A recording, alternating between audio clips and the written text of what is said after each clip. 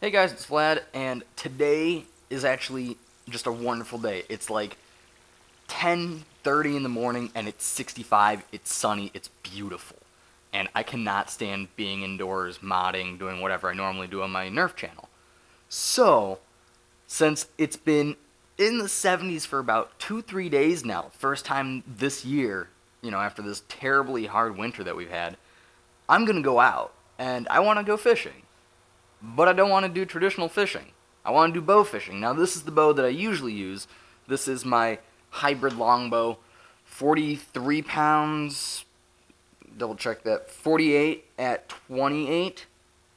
So this is my usual bow, but you can see it's such a nice bow. I really don't want to mess up the finish on it. Whereas this older bow that my grandpa's had forever, this is a recurve bow. This one is 44 at 28, so it's a little less than my longbow, but it definitely doesn't feel any less than my longbow. This one is actually set up for bow fishing. This arrow is about, this one's probably 25 bucks a pop. They range about 15 to 30 bucks a pop, depending on type of tip, whether or not they've got fletching. This is an older one. This doesn't have a slide, so this one's a little bit harder to use. You really don't need fletchings because you're not shooting more than about 10 yards and you're shooting into the water, so it really doesn't matter.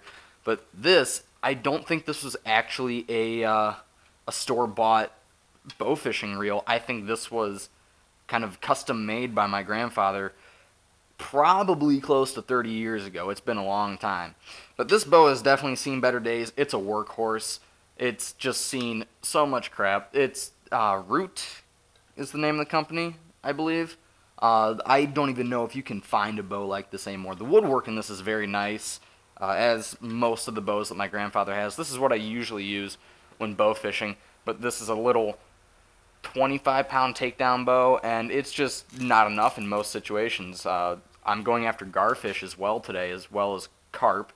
So garfish are like just bony dinosaurs, and that's not enough to kill most garfish. I was point blank.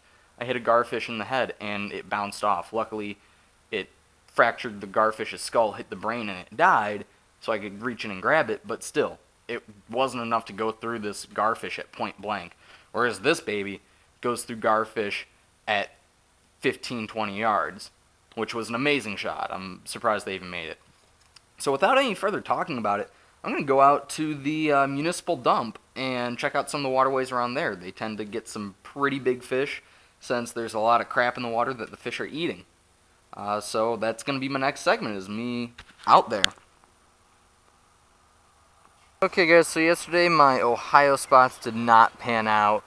I just did not find anything. So I'm here in Michigan. It's free fishing weekend, I guess, so I get to do some bow fishing for free. I'm in a public hunting area right now, around Point Place, and usually this spot produces a lot of big fish. That's not the only big thing about this place. This tree right here, probably cut down about 25 years ago, and my grandpa and I counted the rings, and accounting for deterioration, this thing at least saw the American Revolution, which is just crazy to think about. Just absolutely crazy to think about. So right now I'm at the kind of channel area. We used to be able to launch boats from back where I parked, but no longer. The area is just choked out with reeds. This used to be a very open area, and now I can barely even get to the shore, the water line. So yeah. Okay, so I made it out to the tip of this point, and it's actually pretty shallow out here. It maybe goes up to my knees, maybe up to my crotch, about 20 yards out there, and you can see some disturbances on the surface. Those are fish. Those are big fish. I keep seeing some big tails. It's so hot I stripped down to just my jeans. Whereas this morning it was about 49, now it's close to 70, and it's only like 8:30, 9 o'clock in the morning. So it's pretty warm, and I'm sure that the water is a little cooler. Once I get in there, it'll be nice. Ooh, there's a big fish. So I'm probably going to wait out there and start shooting some fish.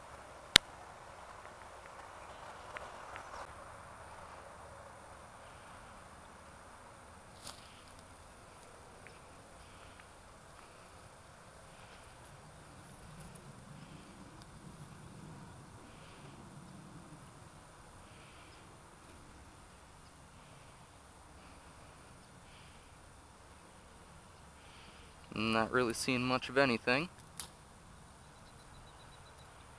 Oh, there's one right over there. Got him. At least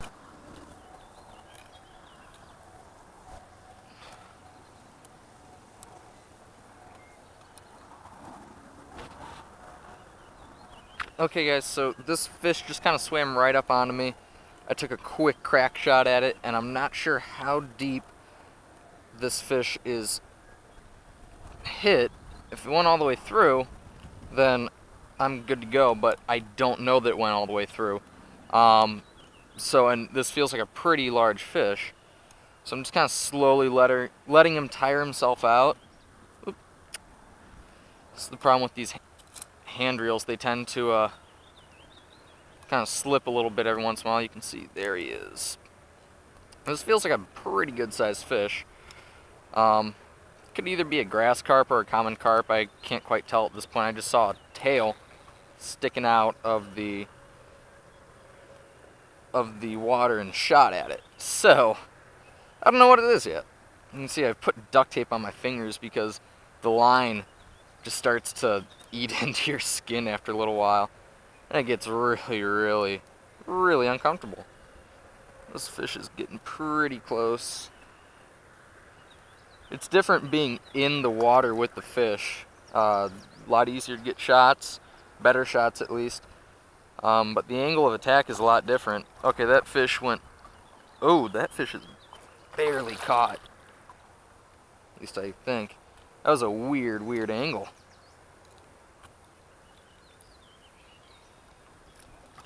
So what I am actually going to do at this point is get ready to put this fish on the stringer. Well, I guess that was a decent shot. Went all the way through technically, but still a little... Stick this in my mouth. Make sure you're up to date on your shots. This water's kind of gross. There's more fish over there. Whew, that fish is... Whew. There's a fish right there. Okay, what we are going to do is grab this fish. Hope that he doesn't skewer him. God dang it.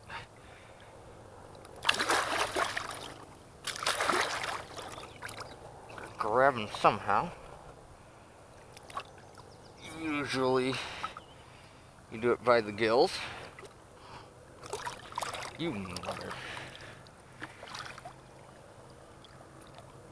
What I'm trying to do is get my makeshift stringer through his mouth, through his gills, and then attach it to itself.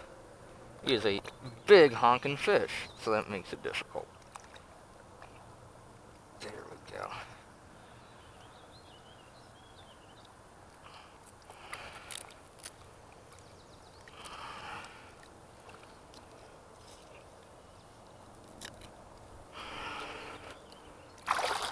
Come on. There we go. Now I simply hook this on itself. Ta-da! And that fish is not going anywhere unless I tell him to.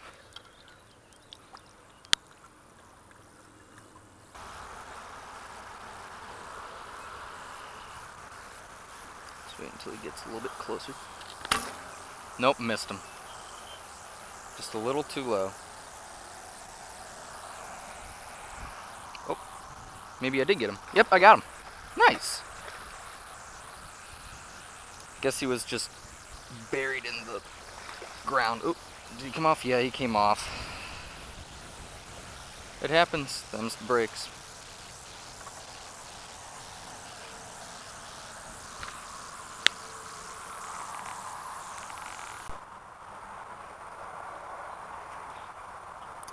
Okay guys, so this just goes to prove that you never know what you're going to find. I saw what I thought was a big old snake and it turns out to be garfish.